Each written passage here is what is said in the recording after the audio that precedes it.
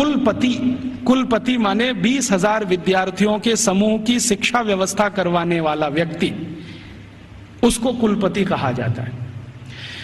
फिर उसको पूछा गया है कि ये जो गुरुकुल चलते हैं इनमें विद्यार्थी हैं वो किस वर्ग के हैं, तो वो कहता है कि भारत के नागरिक 4 वर्णों की बात करते हैं, ब्राह्मण, क्षत्रिय, वैश्य और शूद्र। तो वो कहता है कि ये सभी विद्यार्थी इन समूहों में से आते हैं। तो एक अंग्रेज उसको पूछ रहा है कि हमने तो कभी सुना था कि भारत में ज्यादा शिक्षा ब्राह्मणों के लिए है। वो कहता है नहीं, दस्तावेज बताते हैं कि ब्राह्मणों के लिए भी शिक्षा है, वैश्यों के लिए भी है, क्षत्रियों के लिए भी है और शूद्रों के लिए भी है।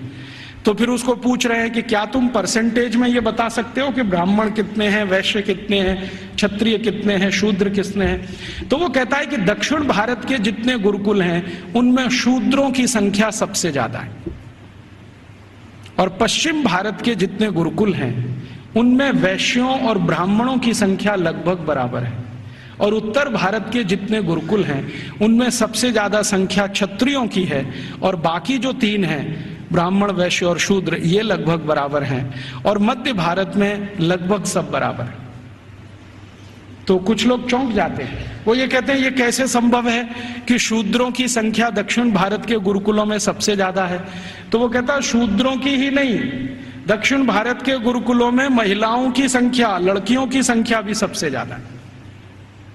तो वो एक उत्तर दे रहा है प्रश्न का जिसमें वो बोल रहा है कि दक्षिण भारत के गुरुकुलों में लगभग 58% लड़कियां हैं और 42% लड़के हैं।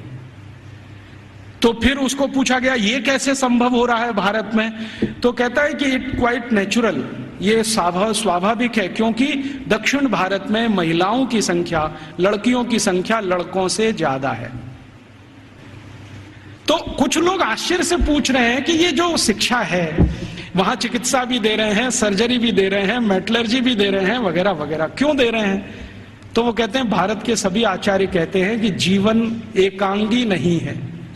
अभी ये देखिए फिलॉसफी की बात, जीवन एकांगी नहीं है, और चूंकि एकांगी नहीं है तो इसमें सब तरह के ज्ञान की जरूरत होती है। तो हर विद्यार्थी को सभी तरह का ज्ञान होना चाहिए, विशेषज्ञता उसको किसी एक में होनी चाहिए, ज्ञान उसको सब तरह का होना चाहिए। तो कहता है कि जो प्राइमरी लेवल की ज्ञान है वो सबको दी जाती है, मेडिसिन की, सर्जरी की, मेटलर्जी की, मैथमेटिक्स की। जब वो विद्यार्थियों की रुचि उत्पन्न हो जाती है तो किसी एक विषय में उनको विशेषज्ञ बना दिया जाता है, और फिर वो विद्यार्थी समाज में चला जाता है, उसकी शिक्षा पूरी हो जाती है, विद्या पूरी हो जाती है, फिर वो समाज को अपनी सेवाएं देता है। प्लेटो सबसे महान, वो ये कहते हैं ये तो ईश्वर का ही अंश है, माने ईसा मसीह के बाद यूरोप में अगर किसी की इज्जत है तो वो प्लेटो की है। प्लेटो के बारे में यूरोप के सारे अर्थशास्त्री, सारे के सारे दूसरे शास्त्री, चाहे वो फिजिक्स वाले हों, केमिस्ट्री के हों, बॉटनी के हों, जूलॉजी के हों, इंजीनियरिंग के हों, मेडिकल के, सब मानते हैं the whole of the European civilization is a footnote of Plato. मतलब यूरोप की पूरी सभ्यता जो है ना, प्लेटो के फुटनोट जैसी है। माने प्लेटो ने जितना कुछ लिख दिया है वो किसी पुस्तक के फुटनोट में अगर है तो उतनी ही पूरी यूरोप की सभ्यता है। मतलब यूरोप की सभ्यता का जनक प्लेटो ही है। द रिपब्लिक में प्लेटो लिखता है कि शिक्षा की जरूरत सभी को नहीं होती, शिक्षा की जरूरत सभी को नहीं होती। समाज का जो प्रभु वर्ग है, प्रभु वर्ग से मतलब सरकार चलाने वाला वर्ग, राजा और राजा के नजदीक, इन्हीं को शिक्षित होना चाहिए, बाकी को शिक्षित होने की जरूरत ही नहीं होती। क्यों? तो वो कहता है कि राजा और राजा के नजदीक का जो वर्ग है उसको आदेश देना है, बाकी को तो सब उस आदेश का पालन करना है। तो जो आदेश के पालन करता है उनको शिक्षित होने की क्या जरूरत है? शिक्षा की जरूरत तो सिर्फ राजा को है और राजा के नजदीकी लोगों को। ये जो प्लेटो ने कहा, प्लेटो के बाद जो दूसरा उसका ग्रेट ग्रेट ग्रेट फिलोसोफर या उसका ग्रेट ग्रेट स्टूडेंट अरिस्टोटल कहता है कि मेरा जो गुरु बोल गया है उसी पर मैं सहमत हूं। शिक्षा की जरूरत सभी को नहीं होती।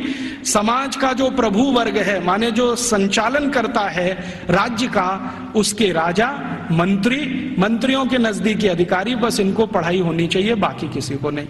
अरिस्टोटल के बाद जितने भी फिलोसोफर आए हैं और लेटेस्ट रूसो, देकार्ते, लेविनिज, ये सब अपनी अपनी किताबों में लिख रहे हैं शिक्षा की जरूरत किसी को नहीं होती। अगर जरूरत है तो थोड़ा राजा को है। माने यूरोप में प्लेटो के समय से चली हुई विचारधारा आज 18वीं शताब्दी के सभी दार्शनिकों तक सतत चली आई है। शिक्षा सबके लिए नहीं है, सिर्फ राजा के लिए और प्रजा के लिए। प्रजा को जरूरत नहीं है शिक्षा की, राजा के नजदीकी लोगों को जरूरत है।